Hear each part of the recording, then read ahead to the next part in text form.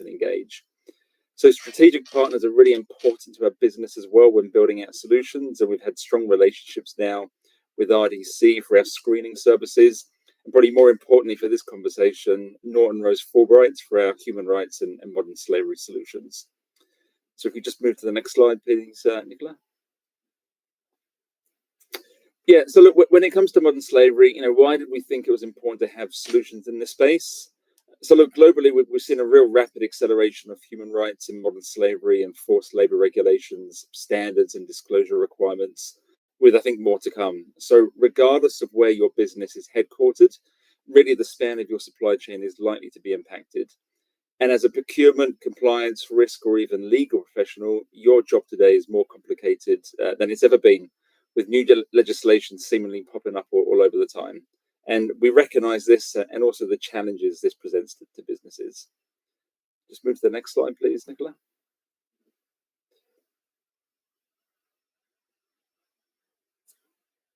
Great. So look, companies have more power now than they appreciate to really affect positive change.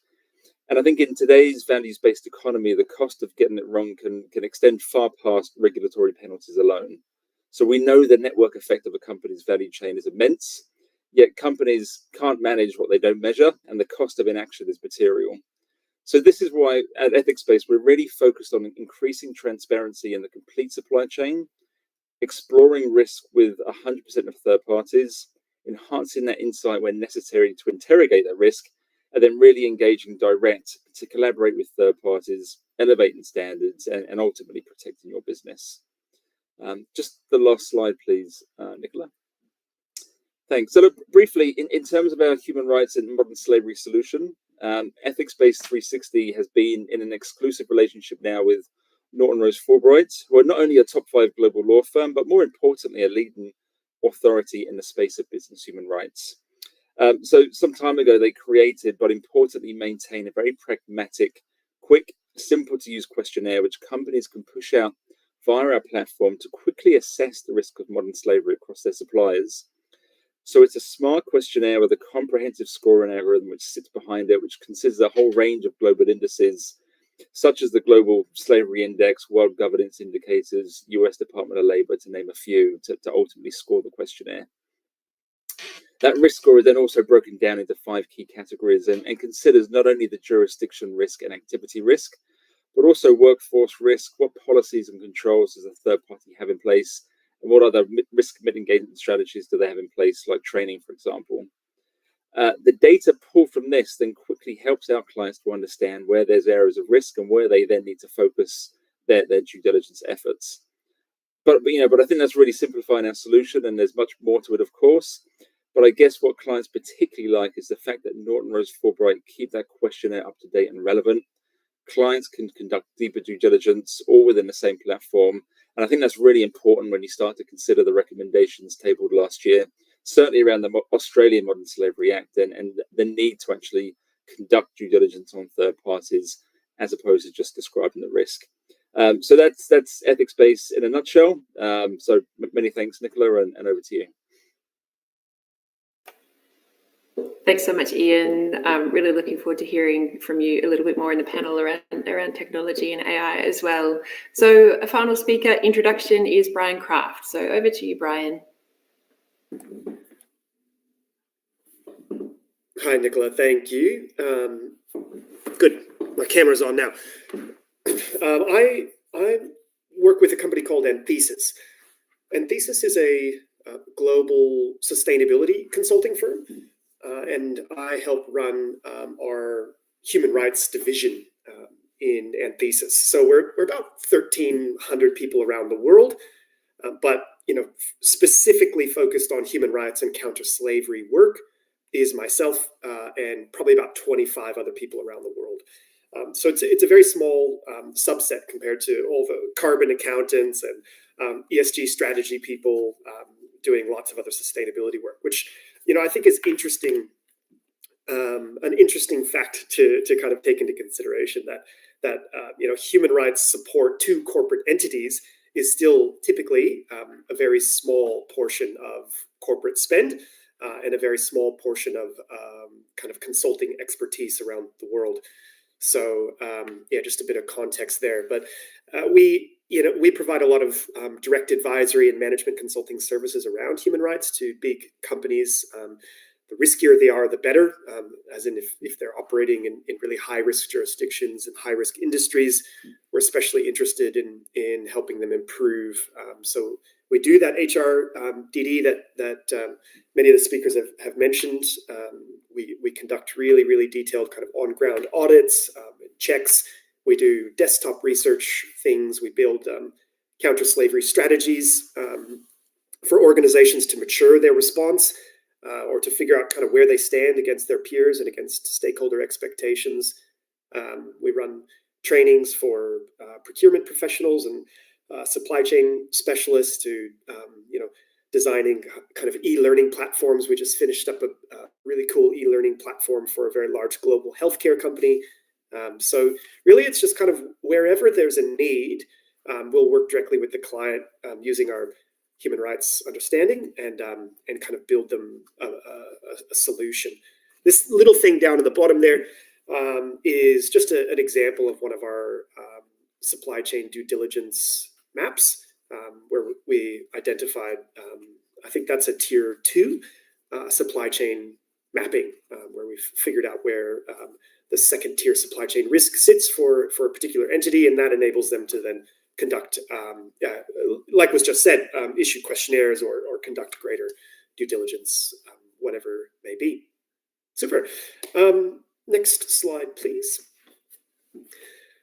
Yeah, and apologies that the text is really microscopic there, but that's all right. I will speak to the colors. I think hopefully the colors on the slide can make it understandable. So what I've tried to do is kind of highlight or just kind of paint a really broad global look at human rights and counter-slavery legislation around the world, just to give you a sense of globally what is happening. So where you see the purple or the periwinkle, that's a standing piece of legislation. That's already out. A country has a specific modern slavery legislation. So this is not counting like, there's a lot of other specific kind of police and human trafficking type laws and rules out there. Singapore has some embedded into the constitution as well. This is a specific counter modern slavery or counter forced labor or child labor piece of legislation, to be specific. These are relatively new compared to human trafficking laws, which are very old. I've also tried to highlight the strength of these legislations by the thickness of the periwinkle, if you will. So you can see that Australia and the US, being the Australian Modern Slavery Act and the California Supply Chain Act, are very, very weak. They're really easy to comply with. They're not an ambitious piece of legislation. Same with the UK. You can see the UK is quite soft, very toothless. It's quite simple. It just is kind of an administrative burden for companies.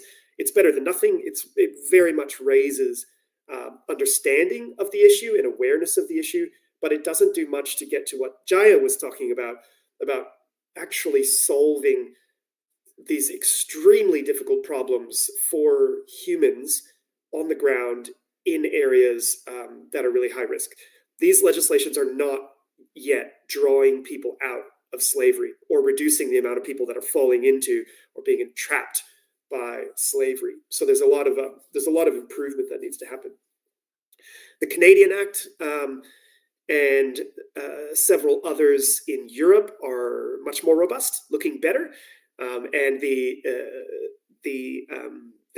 upcoming European, the EU just approved the CS3D, which will mandate human rights due diligence down supply chains.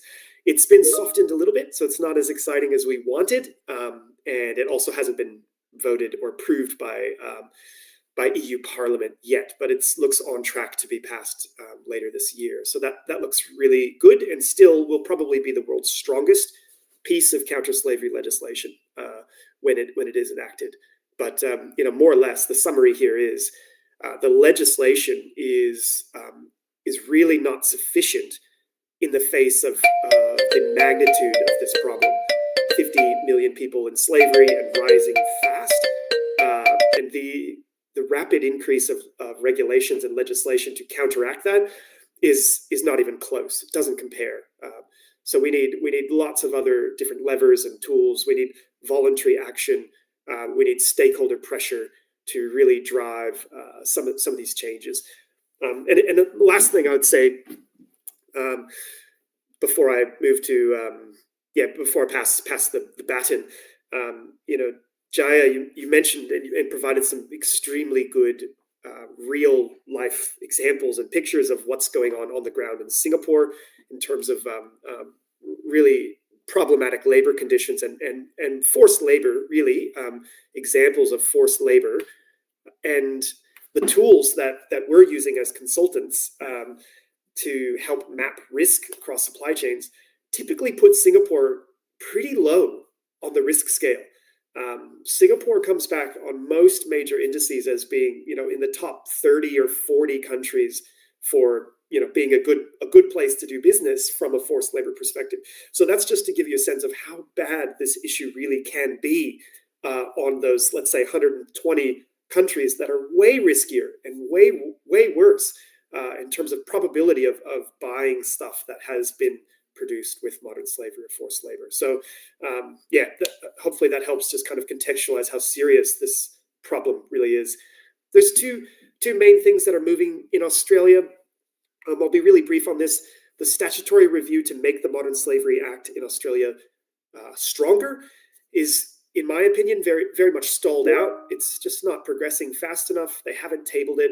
There's 30 strong recommendations, but those are very unlikely to become law this year. And even if they do become law next year, they probably won't be enforced until maybe 2026 at the earliest. So I'm not holding my breath for the government to really push this forward here in Australia. And we might get an anti-slavery commissioner, that second point over there, which will help again with the visibility and the transparency and the awareness of the issue. But they will be largely a figurehead. They won't have any serious power to take companies to task for having very, very poor performance on human rights. I'll leave it at that, and pass it on. That's brilliant. Thank you so much, Brian. I did not think we would be discussing the transparency of periwinkle today, and I love that. So thank you very much for sharing that content, and hopefully those introductions have generated some really good thought bubbles amongst our audience, and you're starting to see this interesting diversity and perspectives that our speakers are bringing into the session. So we've got 24 minutes now left. I'm going to combine that into, we've got some pre-prepared questions for the panel, which I'll ask, and then we really welcome questions from the audience as well. So I can see a couple have come through on the Q&A. You can put those there and we'll keep monitoring the Q&A section of the chat, and we can pose those questions to the speakers. So let me start off with the first of our panel discussions, and this one, Jaya, I've directed towards you, and it's this one. As procurement professionals, we often find ourselves in a space of compliance focus, supplier pre-qual, supply performance management when we think about modern slavery and forced labour. When I think that often what would promote a change in behaviours is being brought closer to the outcomes of our activities and the realities of forced labour, as we've seen just through your introduction today. So wondering if you could share with us some of the common themes we hear from survivors of modern slavery around their recommendations for change, and how do you see that we could curb the vulnerability, the prevalence, and avoid the issue of re-exploitation? I think two things I think comes to mind. One is recruitment debt, and the other is job mobility.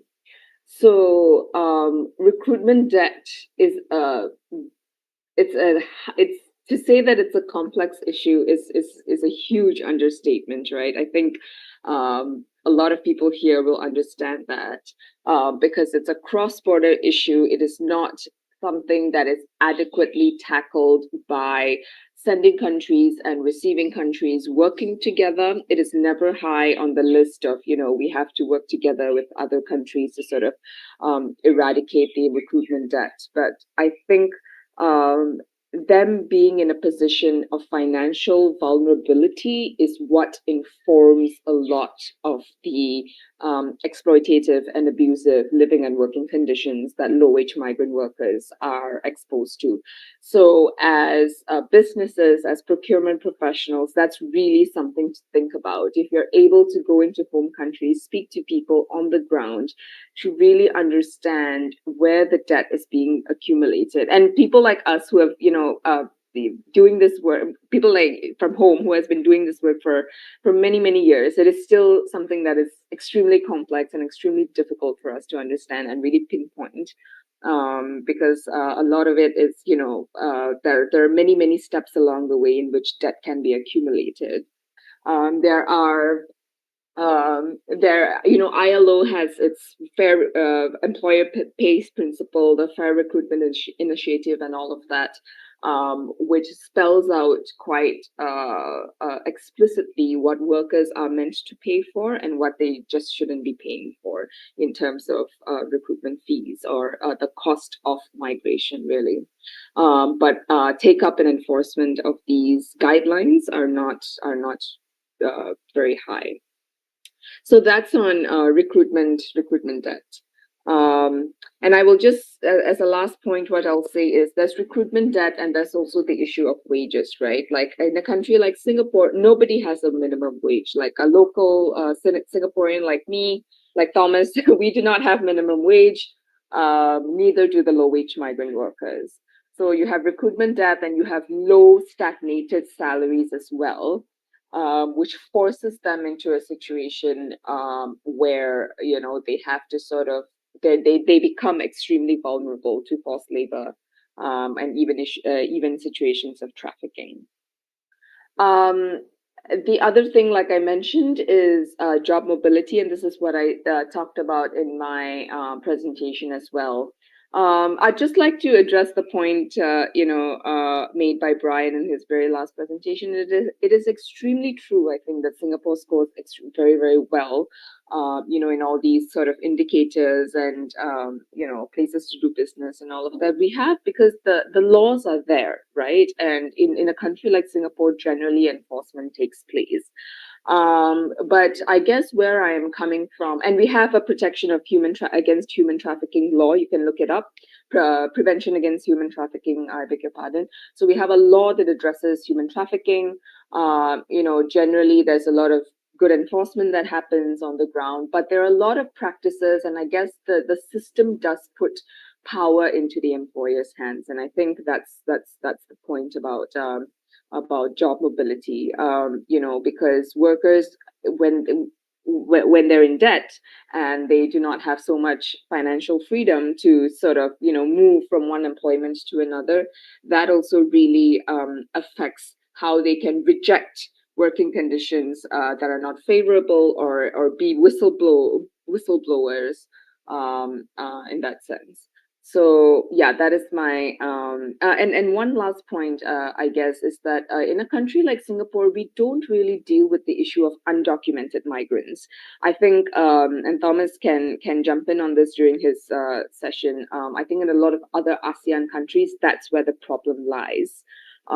Where the migrants are just undocumented and they are on irregular, it's just a lot of irregular migration. In a country like Singapore, where everything is more or less very regularized, we don't see undocumented migrants. So that's not quite the issue. The issue really is also really they're regular, they're here, they're on valid passes. It's just the kind of conditions and the power that employers have over them. That's all. Thank you.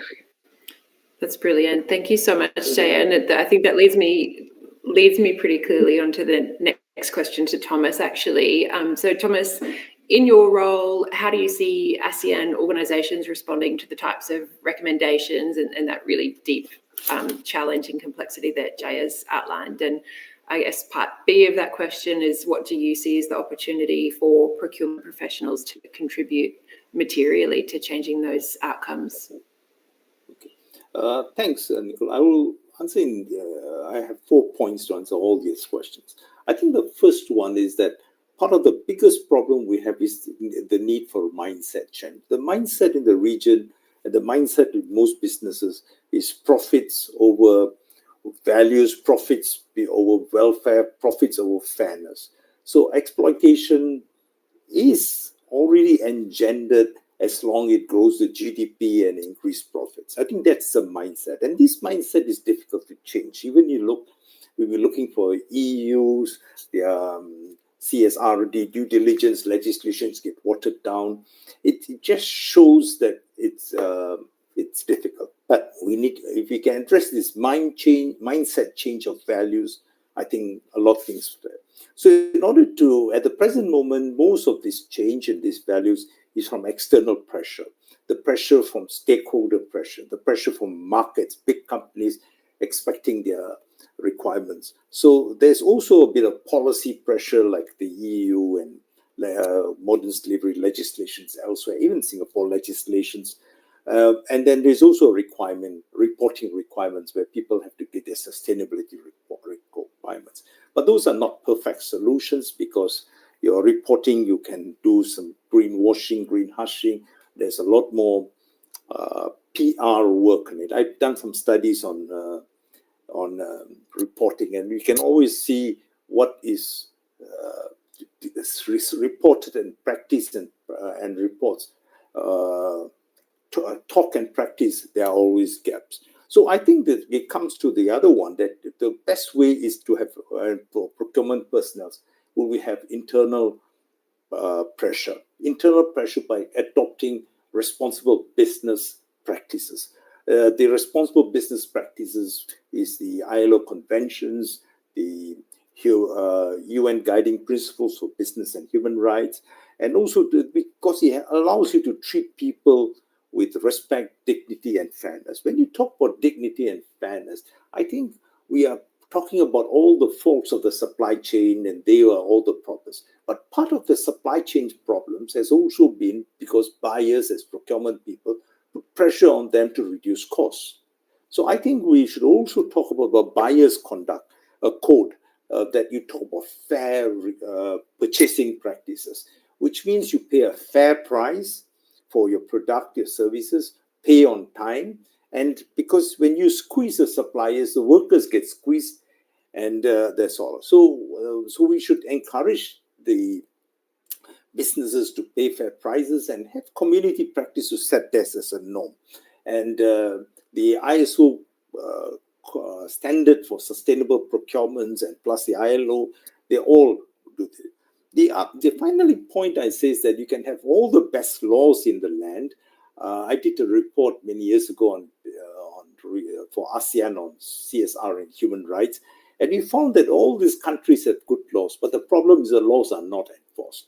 And the only way to really get enforcement of laws is to also address the question of power balance. And I think businesses can contribute to a fairness and power balance by increasing the voice of workers. And the voice of workers, we can expect them to come out by encouraging them, governments to have good laws and enforce those laws, as well as allow trade unions to represent the workers, have civil society, which like JIAS and other organizations to also help. The civil society and trade unions in many parts of this region is also not functioning as they should be for various reasons. Part of it is things. And also we need an enlightened government that do this. In my part of the world, the governments are very different. We have one-party states, absolute monarchies, military governments, and democracies in Freedom House calls it not perfect democracies. So I think the companies as procurement personnel, you can do this is to just say, I want to behave myself decently and I want to be fair to people. Thank you.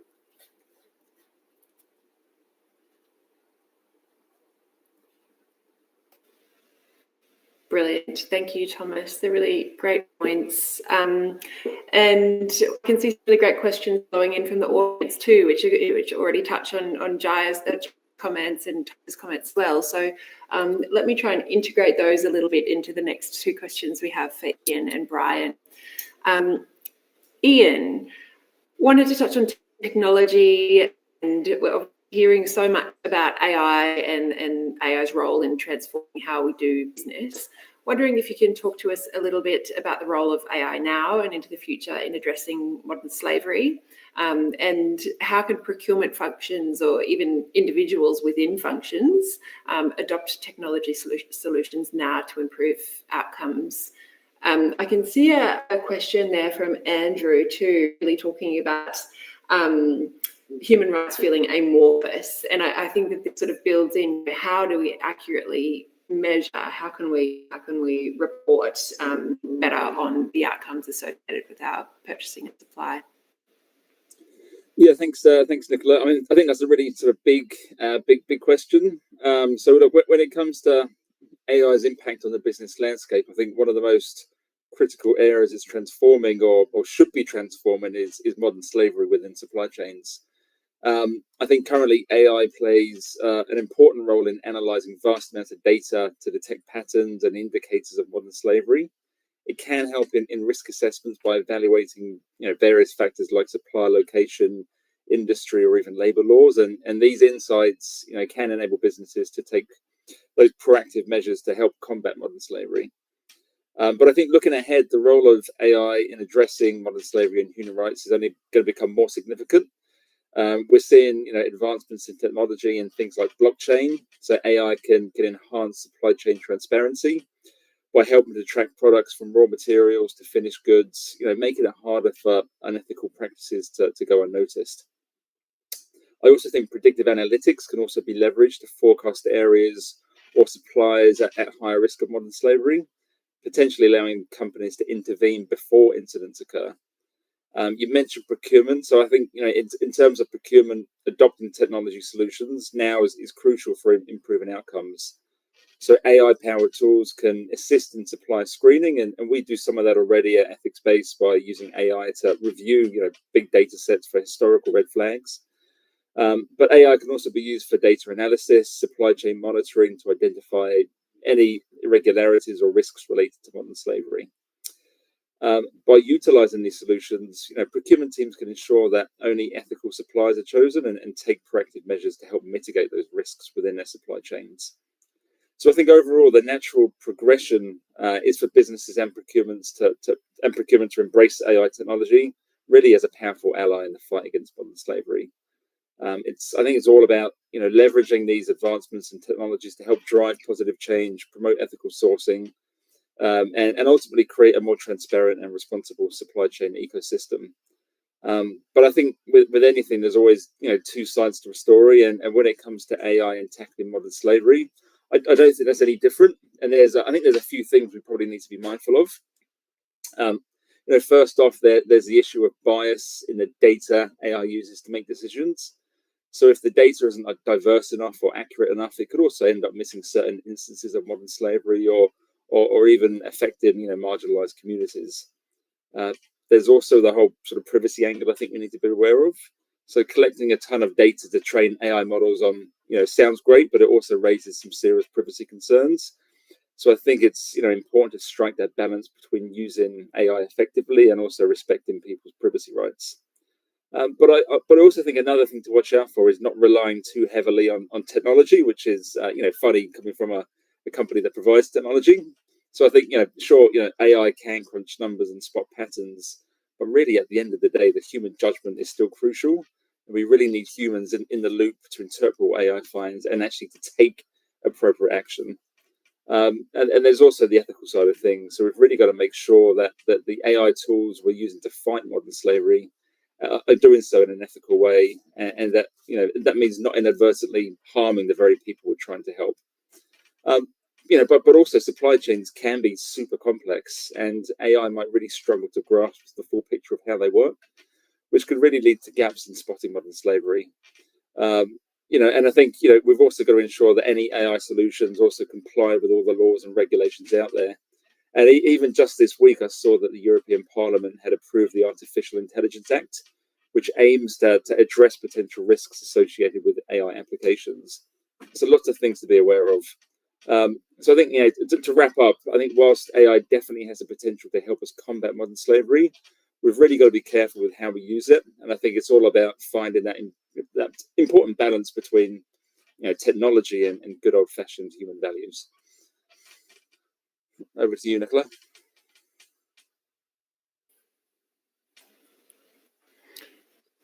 That's brilliant. Thanks, Ian. And I think that's exactly what we've heard from the speakers today, isn't it? That, we'll have various supports to help us with risk assessments and ongoing management, but it's one support. And what I've really heard from Jaya and Thomas and Brian is the importance of that human intervention and audit and understanding what's happening at the supply level. Next question, Brian. And we've only got a little bit of time left, so I'd like to answer this question and then see where we can get some questions from the audience answered as well. This question is about regulation, and generally we see that regulation tends to trail behind a really dynamic risk context that we see globally and changing business practices. So wondering if you can expand a little bit more from your intro on what we've learned so far from Australia's Modern Slavery Act and what you see as the opportunities for procurement leaders to do better, both in terms of regulatory compliance and better procurement practice. I think this crosses over with Catherine's question in the Q&A a little bit too, looking at how we expect new regulations to be embedded into practice. I'll leave that another big question over to you, Brian.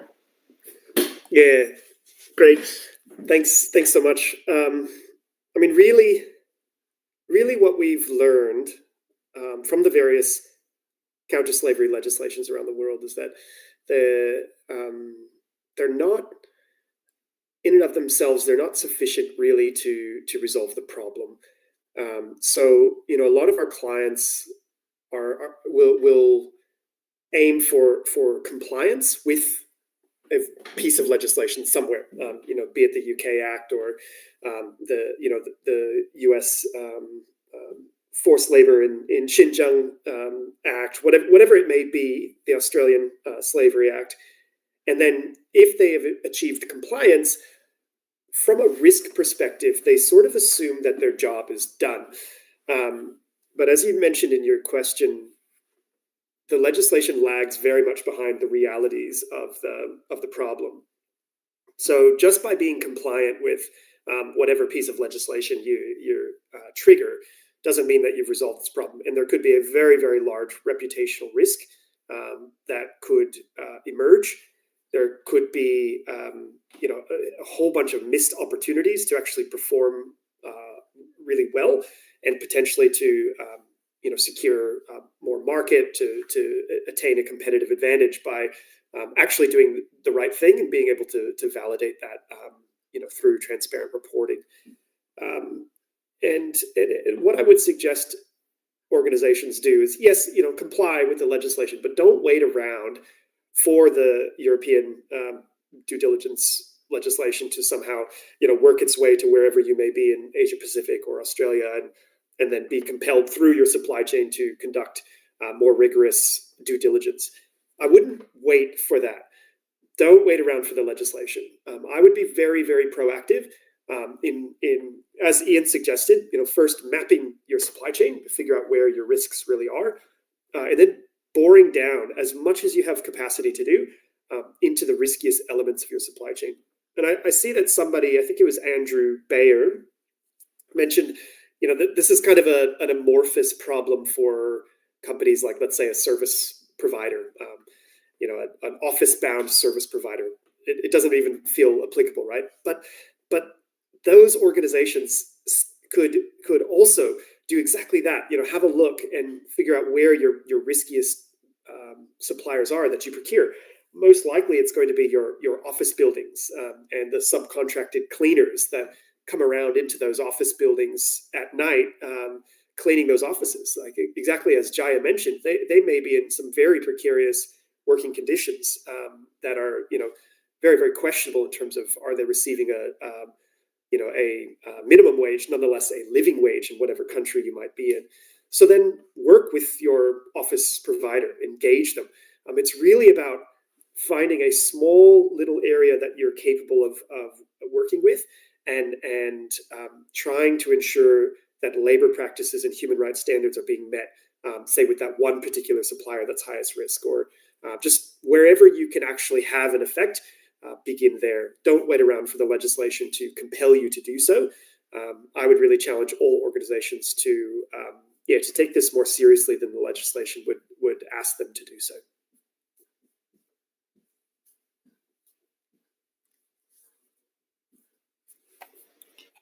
Brilliant. Thank you for that, Brian. Look, unfortunately, that has brought us to time for the session. What I'd encourage you to do is reach out via LinkedIn to any of our speakers if you'd like to have further discussions today. And really just wanted to say thank you for joining us, and particularly a very heartfelt thanks to our fantastic speakers. So I'll leave you with this slide to refresh on ways you can continue to be involved with the SPP outside of today's event. And really just wanted to thank you again for joining us, and hope to see you in some of the other sessions of WSPD today. Thank you all. Thank you, speakers. Bye.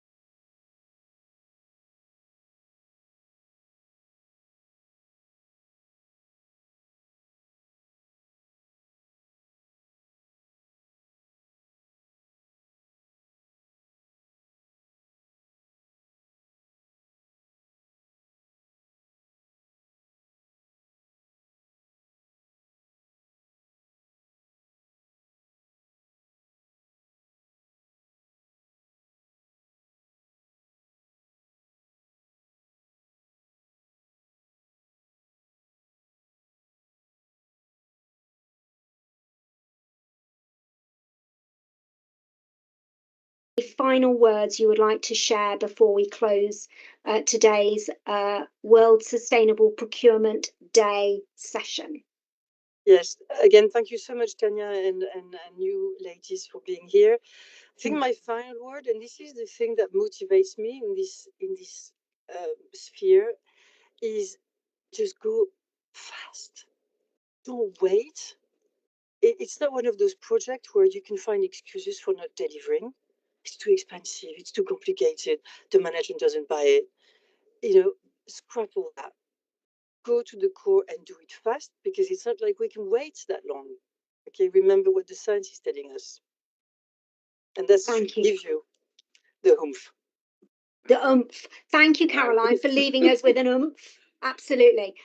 Charlotte, what about you? I mean, that's a hard one to follow with, great passion from Caroline. So I'm probably going to lean into, I know it's incredibly complex, but it will genuinely be easier if we bring everyone on board, because what we need is a whole load of specialists working it from their own kind of perspective, rather than kind of a team of 3, 4, 5 trying to figure out how it translates to people, to procurement, to marketing, to all of these different functions. So yes, kind of carrying on what Caroline says, take the oomph and bring it into your own role. Brilliant. Thank you, Charlotte. I couldn't agree more. And in fact, that's how I started on this journey, by bringing sustainability into the role that I was doing many, many years ago in brand management. Lucy, what about you? I think, following those two, I think be curious really is for me. See where the journey takes you. Nothing seems to be black and white in sustainability. No real fixed right or wrong answers. Yes, some things are better than others, but you can only discover that by asking questions, investigating, and seeing where it leads.